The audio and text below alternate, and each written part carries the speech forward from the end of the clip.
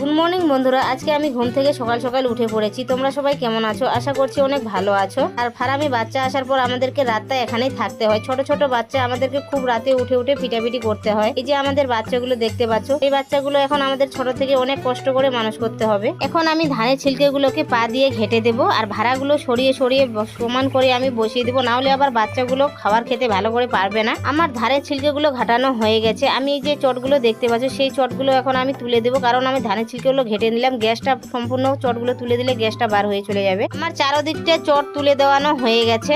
রাতে আমাদের ভ্যাকসিন হয়েছে, তো ভ্যাকসিনের ভিডিওটা আমি তোমাদেরকে দেখাতে পারলাম না। আমার জল খাবার দেওয়ানো হয়ে গেছে। বাইরে বৃষ্টি পড়তেছে, তো আমি এখন চটগুলো চারদিকে নামিয়ে দেবো। ঠান্ডা আবহাওয়া আসতেছে, না হলে আবার বাচ্চাগুলোকে সর্দি ধরে যাবে। বাইরে কত জোরে বৃষ্টি হচ্ছে। আমি বাড়ি যাওয়ার জন্য দাঁড়িয়ে আছি, বাড়িতে যেতে পারছি না। একটু বৃষ্টি কমে গেছে, তাই আমি আমার শাড়ির আঁচলটা মাথায় দিয়ে বাড়ি যাচ্ছি। রাস্তাগুলো প্রচুর পরিমাণে কাদো হয়ে গেছে, তো আমি চলে আসলাম বাড়ি। আর বাড়ি এসে দেখি আমার মেয়ে সম্পূর্ণ কাজ করে রেখে দিয়েছে।